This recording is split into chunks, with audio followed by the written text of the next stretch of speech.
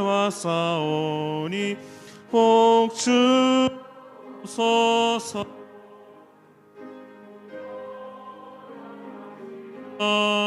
내 생명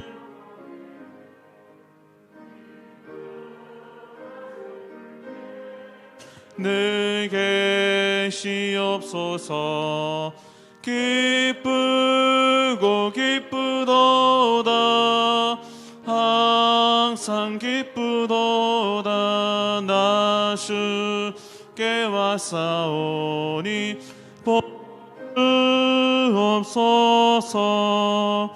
그 귀한 언약을 이루어 주시고 주 명령 따를 때 내게 시옵소서.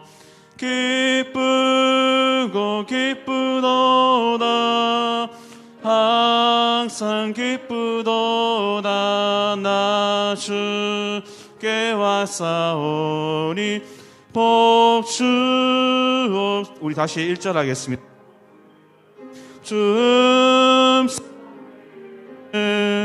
참 기쁨 없도다 날 사랑하신 주 내게 시옵소서. 기쁘고 기쁘도다 항상 기쁘도다 나 주께 왔사오니 복주옵소서. 나 주께 왔으니 복주시옵소서.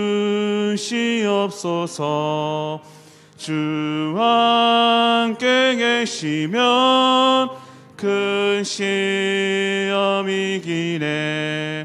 기쁘고 기쁘도다 항상 기쁘도다 나 주께 왔사오니 복주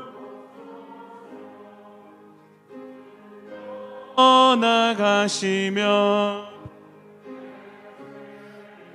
대신에 나 슬플 때 내게 시옵소서. 기쁘고 기쁘도다 항상 기쁘도다 나 주께 왔사오니 없소서.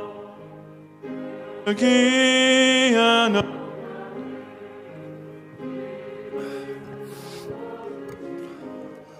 주 명령 따를 때 내게 시옵소서. 기쁘고 기쁘도다 항상 기쁘도다 나 주께 왔사오니 복주옵소서. 아멘.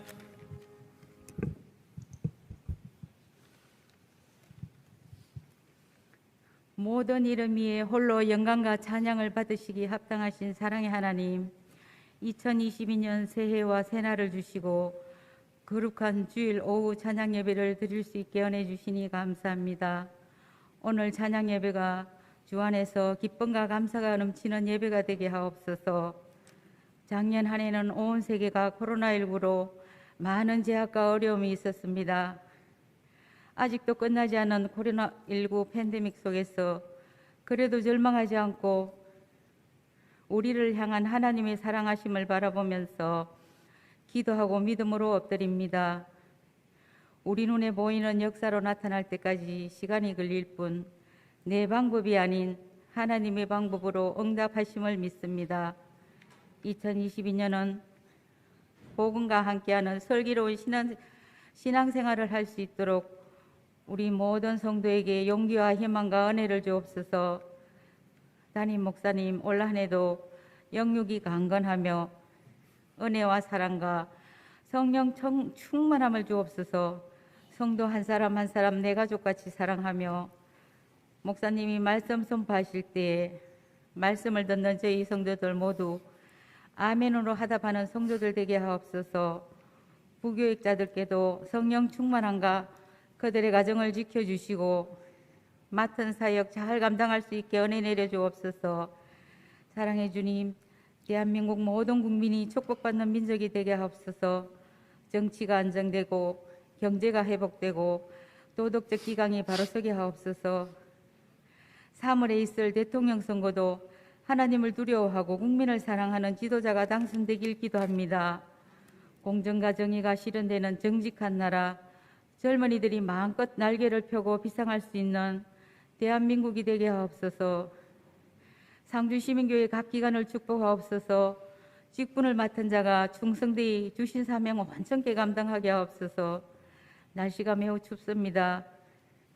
추위와 경제적인 어려움과 외로움으로 힘들어하는 자가 없는지 주위를 돌아보며 위로의 손길과 따뜻한 사랑의 마음을 전할 수 있는 은혜를 주옵소서.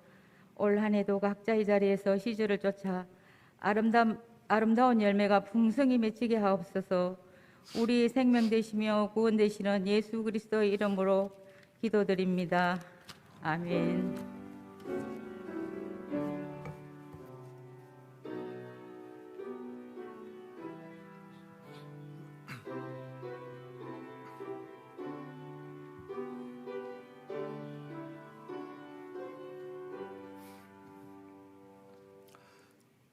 하나님 주신 말씀은 누가복음 1장 46절에서 55절까지의 말씀입니다.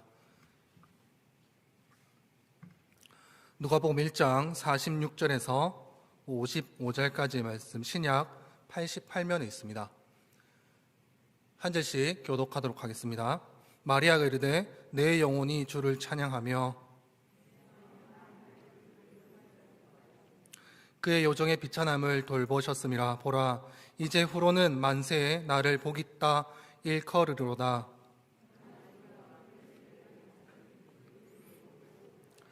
긍휼하심을 두려워하는 자에게 대대에 이르리로다.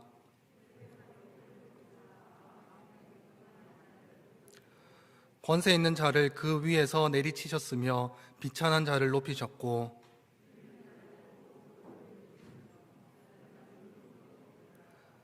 그 종 이스라엘을 도우사 긍휼히 여기시고 기억하시되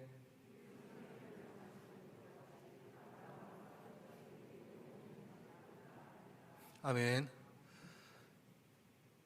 네, 먼저 죄송하다는 말씀을 전해드립니다. 청년부 예배가 늦게 끝나서 급하게 달려왔는데 조금 늦었습니다. 오늘 신입생들이 좀 와서 좀 환영하고 예배를 시작하다 보니 조금 늦었습니다. 죄송합니다. 엘로힘이 있을 때는 조금 쉬면서 이렇게 청년부 예배도 여유 있게 좀 올라왔었는데 청년부 예배 끝나고 바로 올라와서 이제 숨도 아직 온전해지지 못했습니다.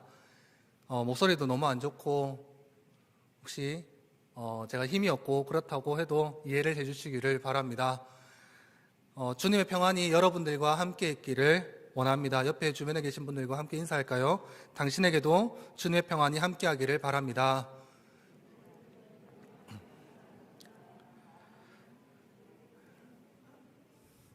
사람이 어떤 결심을 하고 행동하느냐에 따라서 삶의 방향이 바뀌어진다라는 것 여러분들 다 알고 있으리라 생각을 합니다.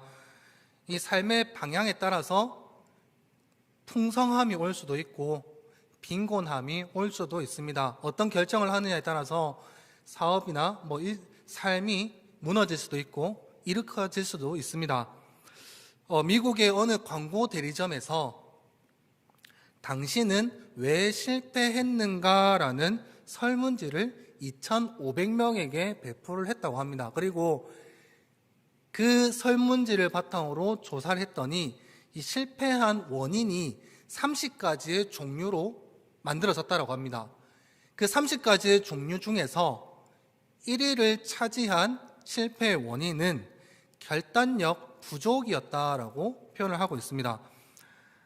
중요한 상황이든지 뭐 가벼운 상황이든지 그러한 상황이 중요한 것이 아니라 어떠한 상황에서든 내가 용감하게 결심하고 결단할 필요성이 있다라는 것이 중요하다라는 거죠. 여러분들 중에서 아시는 사람도 있겠지만 18세기에 대각성 운동이라는 그런 운동이 일어났습니다. 영적 부흥 운동이 일어났는데 이 미국에서 그 혼란스러운 시대의 빛과 그리고 희망이 되었다라고 합니다. 이 대각성 운동을 이끈 사람의 이름이 들어보신 분들도 있을 겁니다. 조나단 에드워드라는 사람이었는데 이렇게 미국이라는 큰 나라에서 영적인 성장을 이루기 위한 그 리더의 역할을 하다 보니 많이 두렵고 떨림이 있었을 겁니다. 이 조나단 에드워드라는 사람이 어떻게 해서 이것을 극복해냈는지 조나단 에드워드가 5가지 결심을 매일매일 되새기면서 했다라고 합니다. 잘 들어보시기 바랍니다. 자, 첫째, 살아가는 동안 나의 모든 힘을 다해 살아간다. 둘째, 한순간의 시간도 결코 놓치지 않고 내가 할 수 있는 한 가장 유익한 방법으로 시간을 사용한다. 셋째, 아무리 큰 이익이 된다고 하더라도 타인으로부터 경멸의 대상이 되는 것이라면 결코 취하지 않는다. 넷째, 어떠한 일도 원한 때문에 하지 않는다. 자, 마지막 5번째. 이 5번째가 제가 여러분들에게 소개시켜드리기 위해서 이 앞에 4가지를 얘기를 했습니다. 5번째가 정말 중요합니다. 잘 들어보세요. 인생에 있어서 마지막이 될지 모르는 좋은 기회라고 생각을 하더라도 하나님이 보시기에 좋지 않은 일이라면 선택하지 않는다. 자, 5번째를 반대로 바꿔 얘기하면 하나님의 뜻이라면 반드시 이루겠다라는 결심이라고 표현할 수 있을 겁니다. 제가 이 조나단 에드워드의 일화를 보면서 예전에 읽었던 책 중에 어떤 사람의 일기가 적혀 있던 것에 대해서 본 적이 있습니다. 이거 예화로 찾아봤는데요. 내용을 보면 이렇습니다. 나는 학교 총장의 추천으로 정부기관에 취직을 했다. 국가행정을 담당하는 최고기관인 내각정보위원회 중에서도 청무성이라는 부서가 있는데 거기에 고급 관리가 되어 남양이라는 곳으로 가게 되었다. 이 사람은 일본에서 취직을 한 겁니다. 자, 이렇게 취직을 하면 가난한 집을 돕고 많은 동생을 부양하고 있는 아버지에게 힘이 될 수 있을 거라 생각을 했다. 그런데 내 삶에는 늘 한 가지 고민이 따라다니면서 그 중요한 순간순간마다 내 발목을 붙잡곤 했다. 그 고민은 나의 아버지가 목사로 일본에 와서 여러 가지 어려움을 겪으며 극복하며 전도하는 모양을 보고 언젠가 나도 목사가 되어서 아버지를 도와드려야겠다라고 그렇게 다짐을 했는데 막상 고위 관료가 되는 청무성이라는 곳에 취직이 되었다고 하니 취직을 하면서 그 소명이 계속 마음에 걸리게 되었다. 어느 날 개인에게 인사 명령을 적어주는 사령장이라는 것을 받은 날이 가까이 왔을 때 나는 밤마다 잠을 이루지 못하고 늘 뒤척였다. 그래서 아버지에게 의견을 물어보기로 하고 아버지를 찾아갔다. 아버지, 제가 관리가 되어서 아버지를 도우면 좋겠습니까? 아니면 목사가 되어서 아버지를 도우면 좋겠습니까? 아버지는 이렇게 대답했다. 청무성의 관리가 되면 호화로운 생활을 할 수 있을 것이다. 반대로 목사는 고생과 싸워야 하는 사람이다. 그러나 목사가 하는 일은 하나님의 거룩한 사업이다. 만약 네가 너의 일생을 두고 목사는 대통령보다 높은 직업이라고 생각할 수 있다면 너는 목사가 되어도 좋다. 그 순간 나는 총장실을 찾아가서 총장에게 신학대학교에 입학하기로 했다고 얘기를 하고 그 취직 자리를 거절했다라는 그런 얘기가 있습니다. 자, 여러분 생각을 해보세요. 오른손에는 돈, 명예, 재물이 있습니다. 왼손에는 하나님의 거룩한 사업이 있습니다. 둘 중에 하나만 선택을 해야 되는 순간이 여러분들에게 찾아왔습니다. 그러면 여러분들은 무엇을 선택을 하겠습니까? 하나님, 나에게 좀 시간 주세요라고 할 틈도 없습니다. 몇 시간, 며칠, 몇 달, 몇 년 후 선택하라는 것이 아니라 지금 당장 선택하라고 한다면 돈과 명예와 재물, 하나님의 거룩한 사업, 이 둘 중에 여러분들은 무엇을 택하겠다라고 생각한 적이 있습니까? 혹시 이것에 대해서 한 번도 생각해 보지 않은 적 있지 않습니까? 마리아가 천사가 나타났을 때의 반응은 놀랐답니다. 어머나, 천사가 나타났네? 놀랍다. 우리가 신약성을 보면 이 마리아라는 여자는 아주 평범하고 이름도 너무 흔한 여자였습니다. 마리아만 그럴게요. 마리아의 남편인 요셉도 너무 흔하고 평범하고 이름조차 흔했습니다. 이 말이 뭐냐면 저도 그렇고 여러분들도 그렇고 하나님의 사자가 여러분들에 찾아올 수도 있다는 겁니다. 그때 여러분들에게 선택해라고 했을 때 여러분들은 뭐라고 대답을 하시겠습니까? 평소에 이런 생각을 가지고 있어야지만 우리는 그 질문에 대한 대답을 즉시 할 수 있을 겁니다. 천사가 마리아에게 나타나서 이렇게 얘기하죠. 은혜를 받은 자여 평안할지어다. 주께서 너와 함께 하시는도다. 자, 은혜라는 건 뭐죠? 우리가 흔히 설교에서도 얘기하고 흔히 이제 대화에서도 그리스도인들의 대화에서도 얘기하잖아요. 값없이 주는 선물, 이것을 은혜라고 얘기를 하잖아요. 자, 은혜라는 것은 그런 건데 중요한 것은 평소에 내가 어떤 생각을 가지고 있느냐에 따라서 은혜의 크기가 달라질 수가 있다는 겁니다. 자, 우리 한번 상대방과 대화할 때 또는 상대방에게 축복할 때를 한번 떠올려 보세요. 새해 복 많이 받으세요라는 말처럼 풍성한 은혜를 받으세요. 차고 흘러 넘치는 은혜를 받으세요라고 얘기를 하잖아요. 이 말이 뭐냐면 은혜는 양쪽으로 측량할 수가 있다는 겁니다. 제가 받은 은혜, 여러분들이 받은 은혜 틀려요. 그런데 풍성한 은혜, 넘치는 은혜를 받으라는 얘기 속에는 내가 이렇게 얘기를 하고 있는 거잖아요. 그 말 속에는 은혜가 천차만별이라는 것을 내가 알고 있다는 뜻이 여기에 담겨져 있습니다.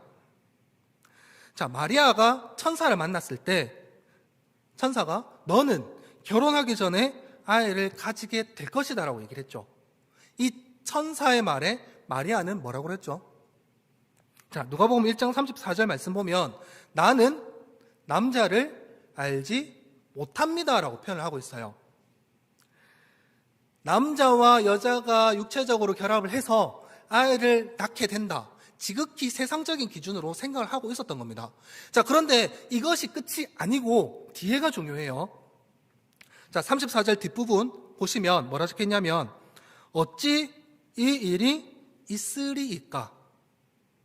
보셨습니까? 자, 있으리이까라는 단어가 뭐냐면 헬라어 성경을 찾아보면 에스타이라는 단어를 씁니다. 이걸 원본을 찾아보니까 에이미라는 동사를 볼 수가 있어요. 자, 이 에이미는 우리가 오늘 이제 본문 앞에 1장 34절에 있으리까라는 단어를 보면 있다, 의미하다라는 뜻도 있는데 중요한 것은 이 사전에 5번째를 찾아보면 영어로 consist라고 적혀 있어요. 이 말이 뭐냐면 구성하다, 이루다라는 뜻으로 번역이 되어 있거든요.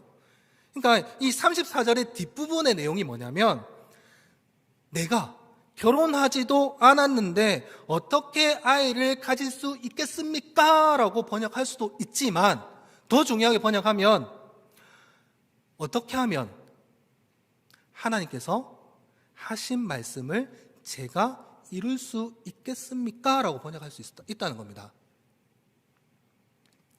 마리아는 저는 못합니다, 안 했습니다. 제가 어떻게 해야 되는지 방법을 가르쳐 주십시오라고 천사에게 이야기를 한 겁니다. 그랬더니 천사가 이렇게 대답했죠. 성령이 너에게 임할 것이고 성령의 능력으로 아이를 가지게 될 것이다. 방법을 천사가 가르쳐 줬습니다. 마리아가 분명히 어떻게 하면 됩니까? 라고 물었습니다. 저는 할 수 없습니다가 아닙니다. 어떻게 하면 됩니까? 라고 물었습니다.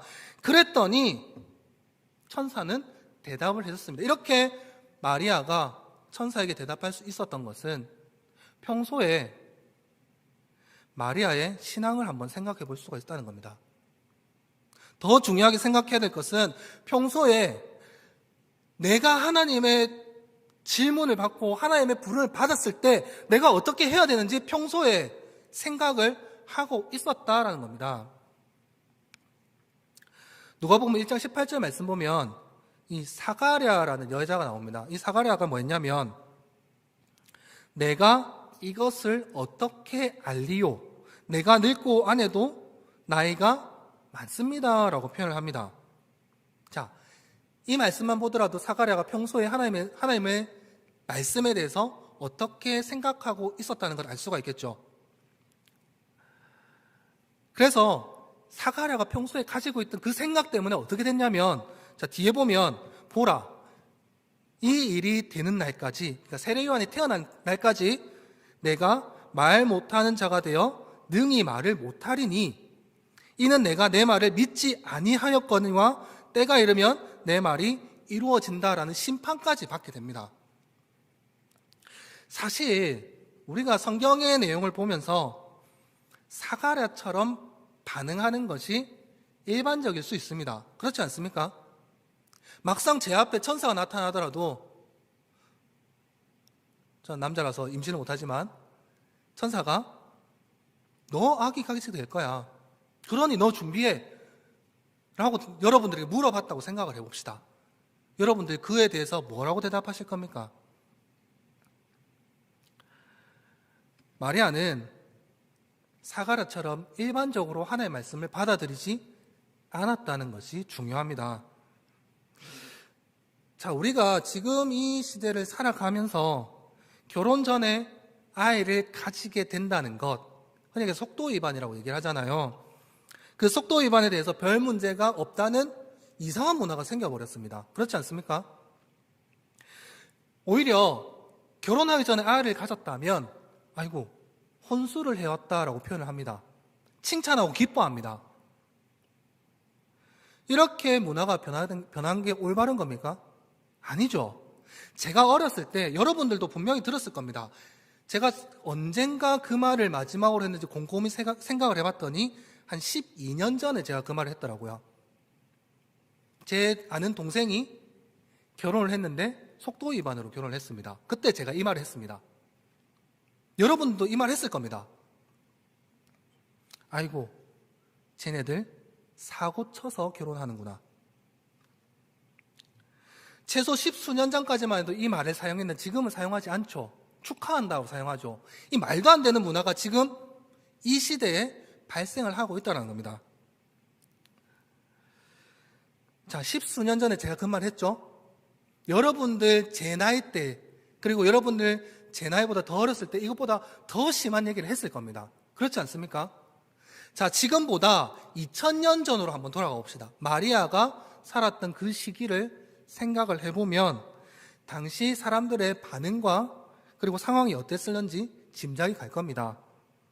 자, 마리아가 살았던 시대에는 사회적으로, 문화적으로 결혼하지 않은 여자가 아기를 가졌다, 아기를 놓는다 이러면 돌로 쳐 죽임을 당했습니다. 그만큼 심각한 죄였다라는 겁니다. 자, 마리아의 사회 문화적인 것만 문제가 있었을까요? 일단 생각해 볼 수 있는 문제가 있죠. 결혼하게 될 요셉. 성경에는 나타나지 않지만 요셉의 어머니, 그러니까 시부모님이 될 사람, 친정 부모님, 마리아의 형제, 자매, 이 사람들에게 어떻게 하면 내가 아이를 가졌다는 것에 대해서 온전하게 이해시킬 수가 있고 설득할 수 있을 것인가? 이게 마리아에게 가장 큰 문제였다는 겁니다. 친척인 엘리사벳은 나이가 많지만 결혼이라도 했죠. 마리아는 고작 약혼만 한 사이지 않습니까? 이 유대 사회에서 약혼이라는 게 좀 웃긴 게 뭐냐면 결혼하기 전에 유대 사회에서는 1년간 약혼을 해야 된다고 해요. 그런데 이 약혼과 결혼의 차이점이 뭐냐면 같이 살아요. 같이 밥 먹고 같은 침대에서 잡니다. 그런데 이 1년 동안 육체적인 관계는 하면 안 된다고 얘기를 해요. 이 약혼과 결혼의 차이가 이겁니다. 이 당시에. 자, 그런데 문제가 뭐냐면 약혼을 했어요. 남편이 죽으면 어떻게 될까요? 과부가 됩니다. 결혼도 하지 않았는데 과부가 돼요. 요셉과 마리아는 결혼하기 전이지만 유대 관습에 따라서 사실상 결혼한 것과 마찬가지였습니다. 그런데 마리아의 임신 사실 때문에 요셉이 떠난다고 생각을 해보세요. 마리아는 결혼도 하지 않았는데 이혼한 여자가 되는 겁니다. 우리가 잘 알잖아요. 구약에 얘기를 보면 이혼한 여자는 먹고 살기가 너무 힘들다는 거. 예수님께서 만났던 그 우물가의 여인, 사람들의 눈을 피해서 사람들이 활동하지 않는 그 시간에 나와서 우물을 펐다는 거 잘 알잖아요. 마리아도 그러한 형편이 될 수가 있는 상황이었다는 겁니다. 게다가 이게 끝일까요? 이게 끝일까요? 임신을 했다고 쳐요. 아이를 가졌다는 것에 대한 남편의 부모의 반응, 남자에게 버림받아서 이혼한 여자가 되었다는 거, 아이가 태어날 때까지 배가 부른 상태에서 주변 많은 사람들에게 손가락질 받고 있는 거, 수치심을 당하는 거, 그리고 그 아이가 태어났을 때 그 아이가 받을 고통, 그것까지 생각을 해야 된다는 거죠. 만약에 마리아가 여러분들 같은 사람들 앞에 나타나서 저 성령으로 임신했습니다, 성령으로 아이를 가졌습니다 라고 얘기를 한다면 여러분들은 뭐라 얘기할 겁니까? 어디서 가늠한 주제에, 어디서 몰래 이상한 남자를 만나서 임신한 주제에 어디서 거짓말 하느냐, 너 정말 미쳤구나, 그런 핍박을 받을 거 아닙니까?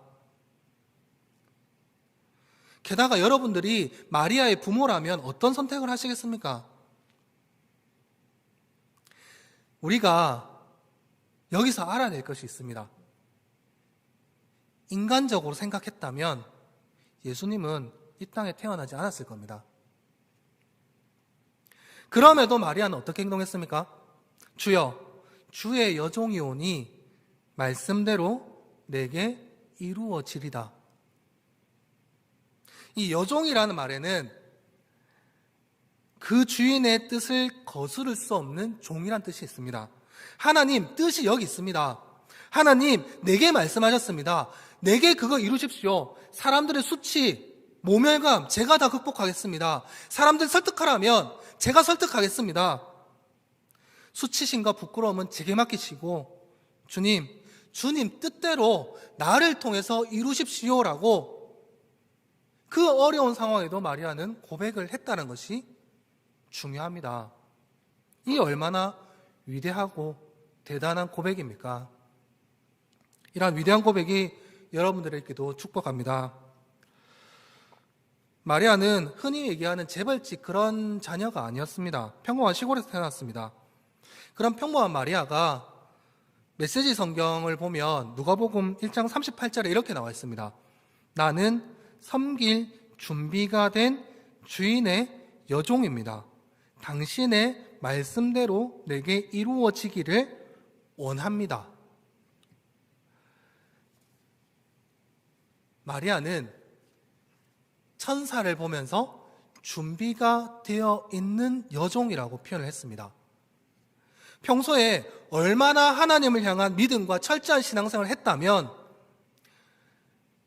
저는 지금 준비가 되어 있습니다라는 얘기를 즉각적으로 망설이지도 않고 천사에게 얘기를 할 수가 있었겠습니까? 이 즉각적인 반응은 하나님의 뜻에 순종한다고 표현을 했습니다. 그리고 이 순종은 오늘 우리가 함께 읽은 마리아의 노래, 성경에는 마리아의 찬가라고 표현을 하고 있는데 이 노래로 표현이 되었습니다. 제가 오늘 말씀을 보면서 생각난 찬양이 하나 있습니다. 여러분들도 아시는 찬양일 겁니다. 저희가 한때 9시 예배, 11시 예배 마침송으로 불렀던 노래입니다. 주님 말씀하시면 내가 나아가리라. 주님 뜻이 아니면 내가 멈춰 서리라. 나의 가고 서는 것 주님 뜻에 있으니 나를 이끄소서. 그 다음 뭐죠? 뜻하신 그곳에 나 있기 원합니다. 이끄시는 대로 순종하며 살리니 연약한 내 영혼 통하여 일하소서. 주님 나라와 그 뜻을 위하여 오 주님 나를 받으소서. 나는 하나님 뜻에 순종하겠다. 나는 하나님께 전적으로 신뢰하고 있다. 말만 그런 것이 아니라 마리아는 그 말을 즉각적으로 표현했습니다. 행동으로 드러냈습니다. 마리아가 성경에서 모멸감 수치심한 단어를 표현하지 않았지만 이후에 있을 모든 일을 내가 감당하겠다고 세상적인 시각을 표현하지 않고 하나님의 눈으로만 세상을 바라보는 그러한 마음을 마리아는 가지고 있었다라는 얘기입니다. 마리아가 잠깐 주춤했을 수 있습니다. 성경에 보면 놀랍다라는 표현을 했지 않습니까? 어머 깜짝이야. 놀랐습니다. 그렇지만 마리아가 무서워하지 않았던 것은, 자, 우리 함께 누가복음 1장 30절 말씀을 같이 읽어볼까요? 누가복음 1장 30절입니다. 같이 읽겠습니다. 천사가 이르되 마리아여 무서워하지 말라. 내가 하나님께 은혜를 입었느니라. 자, 무서워하지 않는 이유가 뭐가 있죠? 하나님께 은혜를 입었기 때문입니다. 은혜의 크기에 차이가 있습니다. 제가 분명히 말씀드렸죠. 풍성한 은혜, 차고 넘치는 은혜 받으세요. 은혜는 천차만별의 차이가 있지만 저에게도 은혜가 있고 여러분들에도 은혜가 있습니다. 마리아는 그 은혜에 너무 감사해서 나는 준비가 되어 있습니다라고 고백을 했습니다. 이런 마리아의 삶과 고백이 여러분들의 삶과 고백이 되기를 축복합니다. 어떤 목사님께서, 제가 예전에 들은 설교 중에서 어떤 목사님께서 이런 말씀을 하셨어요. 예배를 드리면 습관적으로 아멘 하는 사람들이 많은데 진짜 아멘은 마리아처럼 힘든 고난이 예상될 때에도 말씀되기를 원합니다라고 하는 것이다. 요즘 사람들은 복받고 성공하라는 말씀에는 아멘을 잘하지만 죽도록 헌신하라는 말씀에는 아멘을 잘하지 않는다. 그러나 죽도록 헌신하라는 말씀에 더 아멘을 하라. 죽는 것이 사는 길이다. 힘든 명령이지만 그것에 우리가 아멘 할 수 있다면 우리 삶에 그리고 능력에 기적이 나타나게 됩니다. 여러분들의 삶에 능력과 기적이 나타나기를 축복합니다. 로마서 10장 말씀 보면 이렇게 나와 있습니다. 사람이 마음으로 믿어 의에 이르고 입으로 시인하여 구원에 이른다. 이 시인과 이 고백이 언제 나타나야 될까요? 임마누엘 칸트라는 사람 들어보셨습니까? 이 사람이 이제 결혼할 때가 돼가지고요. 어떤 여인이 결혼하자고 구애를 했다고 합니다.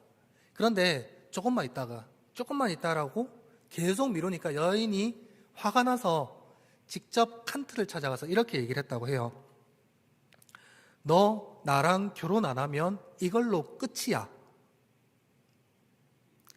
그때 칸트가 어떻게 했을까요? 칸트는 생각해 보겠습니다라고 얘기하고 나서 도서관으로 찾아갔다고 합니다. 왜 도서관으로 찾아갔을까요? 결혼에 관한 책들을 찾아보고, 결혼하면 좋은 게 무엇인지 찾아보고, 나쁜 점이 무엇인지 찾아보고, 그렇게 연구하고 논문을 쓴 다음에 결혼에 대한 확답을 가졌다라고 합니다. 그리고 그 여인의 아버지에게 찾아가서 이렇게 얘기를 했습니다. 저는 당신의 따님과 결혼하기로 결정을 했습니다. 자, 그러자 여인의 아버지는 칸트에게 뭐라고 했을까요? 여보게, 너무 늦었네. 내 딸은 벌써 결혼해서 2아이의 어머니가 되었네. 사랑은 이 머리로 하는 게 아니고 가슴으로 하는 거지 않습니까? 철학자든 과학자든 사랑은 철학적인 이론이나 논리로 하는 게 아닙니다. 눈으로 시작해서 입으로 고백하는 그런 가슴으로 하는 거죠. 마리아처럼 가슴으로 고백할 수 있기를 간절히 바랍니다. 마리아는 천사의 말을 듣는 순간 하나님의 모든 말씀은 능하심이 없습니다. 말씀대로 내게 이루십시오라고 입으로 고백을 했습니다. 그랬더니 하나님께서 마리아를 긍휼히 여기시고 기억을 해주셨습니다. 마리아만 긍휼히 여기시고 기억을 해주셨을까요? 영원히 하신다라는 약속도 주셨습니다. 자, 우리 성경을 한번 찾아볼까요? 오늘 본문이에요. 누가복음 1장 55절입니다. 누가복음 본문 1장 55절 우리 같이 읽도록 하겠습니다. 우리 조상에게 말씀하신 것 같이 아브라함과 그 자손에게 영원히 하시리로다. 아멘. 인생은 선택과 결단으로 이루어지게 되어 있습니다. 그리고 이 결단하기에는 용기도 필요하고 강한 의지도 필요합니다. 그런데 이 용기와 강한 의지는 어디서 나오느냐? 평소에 이러한 일이 발생하면 내가 이것을 하겠다라는 끊임없는 생각에서 나오게 됩니다. 여러분들이 생각하는 인생에서 가장 불행한 사람이 누구라고 생각하십니까? 학자들은 습관적으로 결정하지 못하는 우유부단한 사람이라고 얘기를 합니다. 왜냐하면 의심이 많기 때문입니다. 어떤 것도 믿을 수가 없기 때문에 결과적으로는 얻을 수 있는 것도 없고 어떤 일도 이룰 수가 없습니다. 그래서 결단할 수 있는 용기, 결단할 수 있는 생각, 항상 하나님만 바라보며 입술로 고백할 수 있는 즉각적인 반응이 우리들에게 나타나야 한다라는 겁니다. 우리가 오늘 본문 55절 말씀 읽은 것처럼 아브라함과 그 자손에게 영원히 하신다는 그 말씀처럼 여러분들의 형통은 자녀의 형통이 될 수가 있습니다. 자녀가 형통하기 위해서 가장 가까운 핏줄, 여러분들이 어떤 선택을 하느냐에 따라서 달라집니다. 제가 가끔씩 우리 집사님들, 권사님들이나 청년들에게 하는 얘기가 있습니다. 기도하는 부모. 자녀를 위해 기도하는 부모는 절대 자녀가 망하지 않는다. 자녀를 위해서 항상 하나님의 말씀에 신뢰하고 하나님의 말씀을 따라다니는 그런 부모가 있는 자녀는 절대 망하지 않는다. 혹시 여러분 중에서 내가 하나님께 사용될까 봐 두려우십니까? 혹시 하나님께서 나를 사용하면 어떡하지? 라는 걱정과 근심이 있습니까? 마리아에게 능하신 일을 행하시는 그 하나님께서 여러분들과 함께 하시겠다는데 무엇이 무섭고 무엇이 두렵고 무엇이 떨립니까? 하나님께서는 기억해 주세요. 하나님께서는 여러분들에게 복 주시기를 원하십니다. 과거 이스라엘의 역사에서 무수하게 나타난 것처럼, 그리고 지금도 하나님의 역사하심이 나타날 수 있는 것처럼 우리를 긍휼히 여겨주시고 기억하시고 복 주시기를 원하고 있습니다. 우리는 입 벌려서 그것을 받아 먹기만 하면 됩니다. 마리아의 노래처럼 하나님 안에 있으면 누구든지 하나님의 능력으로 비천할 때 높여주시고 굶주릴 때 좋은 것으로 배불러 먹여주십니다. 마리아는 예수의 어머니라는 그러한 직위를 가진 것처럼 생각을 하고 있습니다. 그런데 우리가 알아야 될 것은 마리아는 우리와 똑같은 인간이라는 겁니다. 이 말은 하나님께서는 사람을 외모로 판단하지 않습니다. 어디를 보고 판단하시죠? 중심을. 하나님 향한 믿음, 내 마음속에 있는 중심, 이것을 보시고 하나님께서 판단하시고 복 주신다라는 얘기입니다.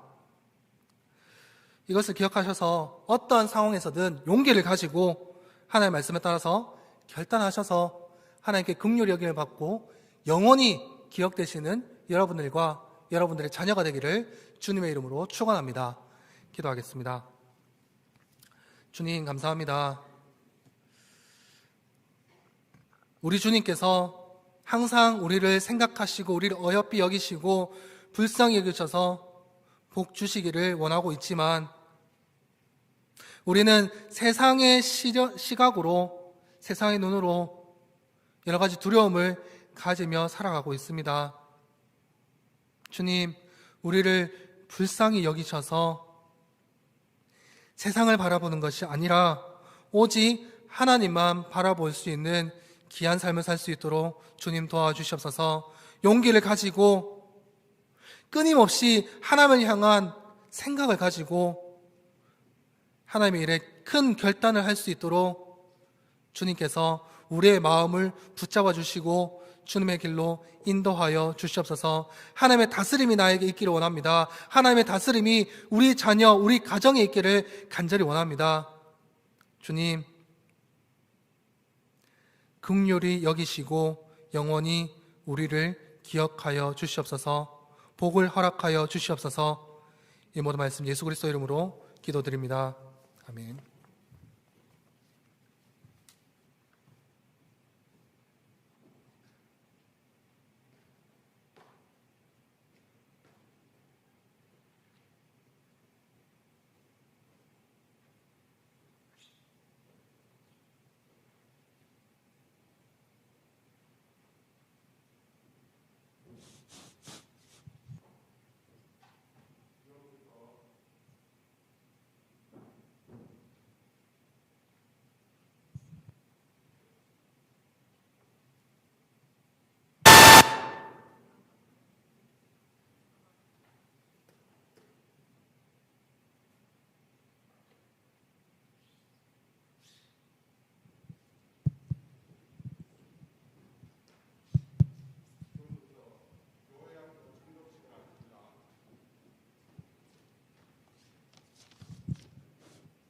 지금부터 교회학교 진급식을 하겠습니다.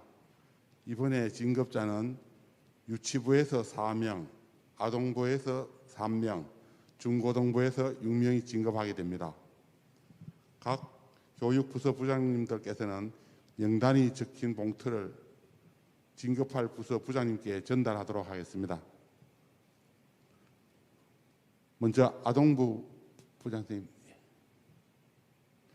유치부 부장 선생님,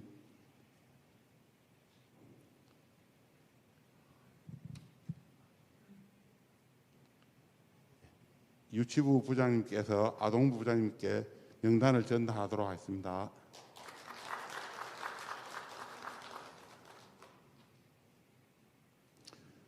중고등부 부장님 나오십시오.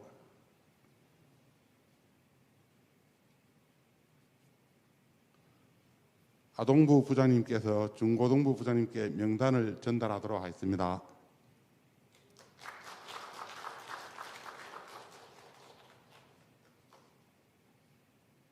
청년부 부장 선생님,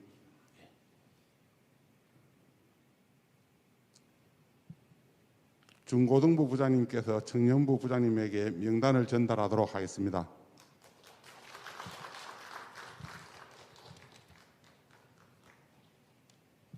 예, 잠깐 광고 말씀드리겠습니다. 지금 교회 학교가 코로나로 인해 많이 위축되어 있습니다. 대개의 부모님들께서는 코로나가 잠잠해지면 아이들을 보내신다고 합니다. 교회학교 예배와 코로나 종식을 위해 항상 기도해 주시기 바랍니다. 하나님의 마음을 저희가 온전히 알지는 못하지만 하나님께서는 어려운 시기를 통해서 우리의 믿음을 보시리라고 생각됩니다. 코로나가 종식되기 전에 먼저 자녀나 손주들에게 교회학교 예배를 권고해 주시고 또 예배가 회복될 수 있도록 교회학교를 위해 축복해 주시기 바랍니다. 이상으로 교회학교 진급식을 마치겠습니다. 감사합니다.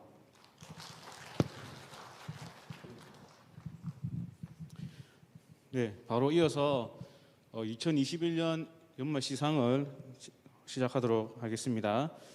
코로나로 인해서 많은 어려움도 있었지만 참으로 감사하게도 하나님께서 저희 교회에 새신자로 보내주셨고 또 많은 몇 분들을 등록도 시키게 되었습니다. 그래서 너무나 감사드리고요. 그리고 2022년에는 더 많은 새로운 가족들을 보내주시려고 기대해 봅니다. 함께 기도하는 우리 모두가 되었으면 좋겠습니다. 명단은 연말시상 명단은 게시판에 그렇게 잘 기재해놨습니다. 그리고 바로 이어서 바로 하겠습니다. 전도상 1등, 2등 참가상이 있는데요. 화면 한번 띄워주십시오. 화면, 네.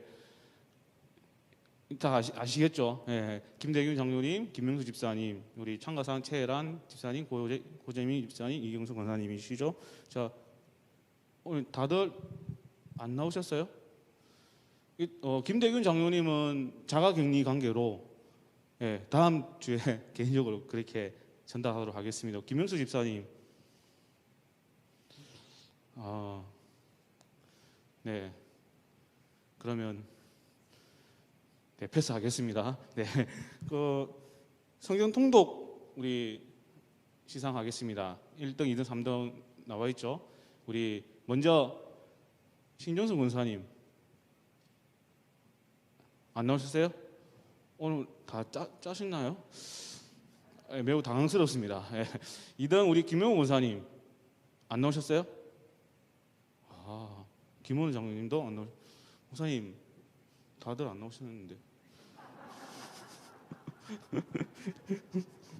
네, 패스하겠습니다. 참가상이 있습니다. 1독부터 13독인데요. 명단은 제가 불러드릴까요? 아니면 그냥 게시판 참조하시면 될 것 같으시죠? 반응 좀 해주시면 안 될까요? 네. 그리고 우리 성경 필사 시상하겠습니다. 우리 박홍자 권사님, 정정숙 권사님, 김명숙 권사님, 앞으로 나오시면 감사하겠습니다. 네.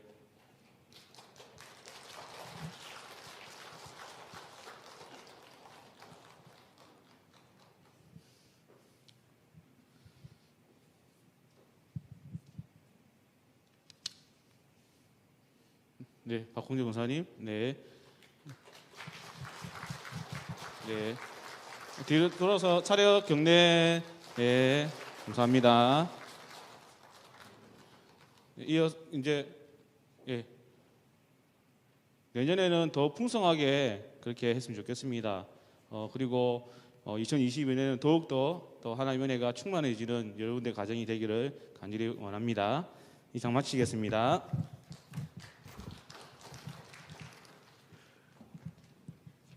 시상식이 이렇게 되는 건 처음 봤어요.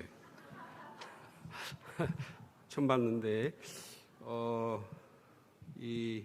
제가 책을 한 권을 갖고 올라왔습니다. 뭐 책 장사하려는 건 아니고요. 우리 김명숙 권사님이 잠깐만요. 저 주고를 이제 밑에 내 가지고 내려왔어요.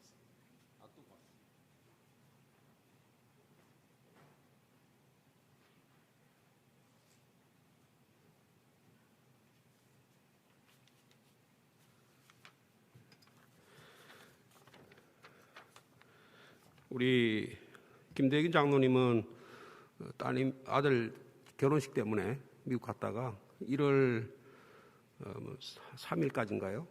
격리 상태에서 오늘 참석하지 못하게 되셨습니다. 우리 김대균 장로님은 전도상 4명을 전도하셨고요. 우리 신정숙 권사님은 성경 통독을 보니까 22독을 하셨네요. 그리고 그 이외에도 여러분들이 많이 참여해 주셨고 성경 필사 해 주셨는데 요거는 제가 책이 참 예쁘죠. 책이 아니고 성경 필사하신 거예요. 필사하신 건데 우리 김명숙 권사님이 제가 한번 쭉 봤는데요. 아마 개역 개정판 성경 신약 전체를 2020년 11월 11일부터 2021년 지난 12월 28일까지 한 1년 정도 성경했는데 이거는 어떻게 해야 될지 모르겠어요. 이 교회 보관하는 게 나을지 아니면 권사님께서 자녀들에게 가정에 보관하시기 좋을지 모르겠는데 권사님 한번 여쭤보겠습니다. 이 귀한 글씨 하나하나를 아주 정성껏 써서 마음에 새겨서 주님께 이야기 드렸는데요. 여러분 2021년에 이런 일들이 있었습니다. 2022년에도 또 이런 일들이 많이 일어나고 생각합니다. 아동부에서도 이런 일들을 하시겠다 그런 오늘 그런 얘기를 들었습니다. 여러분들 많이 참여해 주시면 감사하겠습니다. 내일부터 우리 토요일까지 신년 새벽 기도회를 이 자리에서 열게 되겠습니다.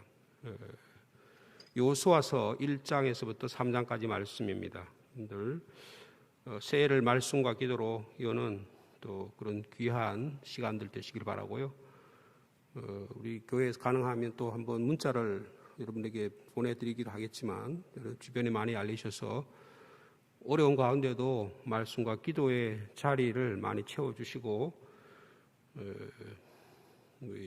대표기도뿐 아니라 합심기도 또 축복기도 치유의 기도 함께 나누려고 합니다. 여러분들이 참여해 주시면 감사하겠습니다. 우리 황윤자 권사님 학교에서 확진자가 생겨서 지금 여러 많이 좀 영향이 많은 것 같아요. 그래서 지금 오늘 1부 예배, 2부 예배 그리고 오후 찬양팀 전부 다 찬양을 쓸 수 없게 됐습니다. 다행히 우리 교회 안에는 그런 확진자가 더 발생한 것 같지는 않습니다. 하여튼 위에서 기도해 주시고 이 일로 인해서 우리가 위축되지 않도록 또 신앙생활은 연초부터 위축되지 않도록 여러분 힘써 주시면 감사하겠습니다. 오전에도 말씀드린 대로 화장실 청소 봉사자를 모집합니다. 1층, 2층 지금 아까 보니까 제가 몇 분이 봉사하시겠다 이렇게 기록하셨는데 누구든지 다 참여하실 수 있습니다. 상반기 26주 동안에 원하는 이름을 적어주시면 봉사할 수 있도록 그렇게 배려를 하겠습니다. 분리수거 말씀드렸는데요. 각 부서에서 분리수거에 좀 협조해 주시고 1층 식당 옆 계단 아래에 분리수거 장치를 마련했습니다.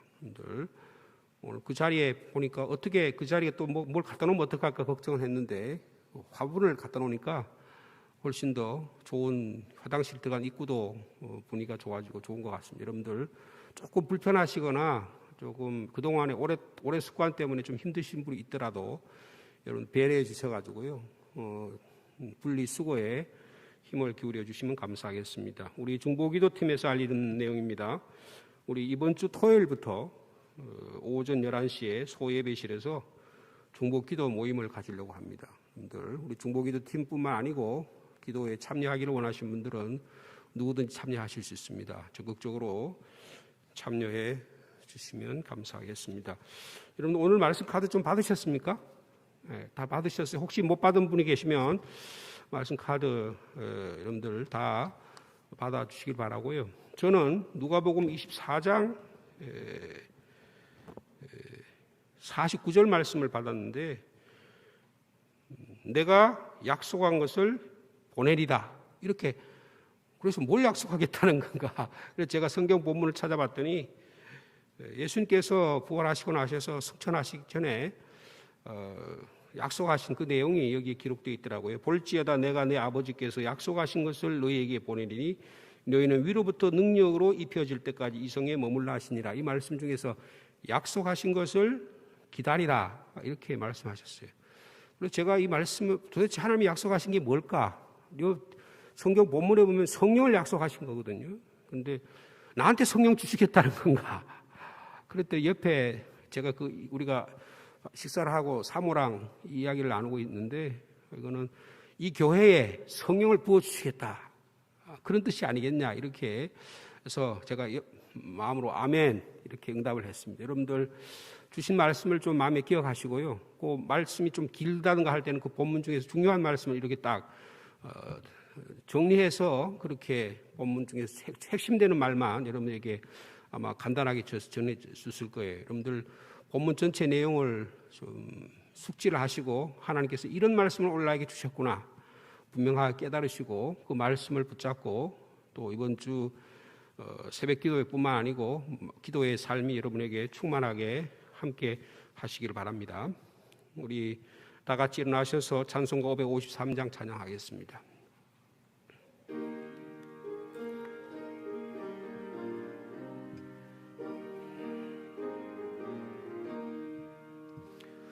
새 아침 빨리 밝았네 어서 깨어 일어나 주님 앞에 모두 모여서 기쁜 찬송 드리세 지난 일을 감사하며 주의 힘쓰며 서로 돕고 사랑하여 주께 영광 돌리세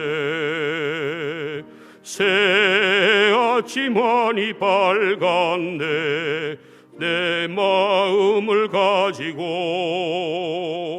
말씀으로 양식 삼고서 기도하기 힘쓰세 주님께서 허락하신 주의 가정 위하여 서로 돕고 사랑하여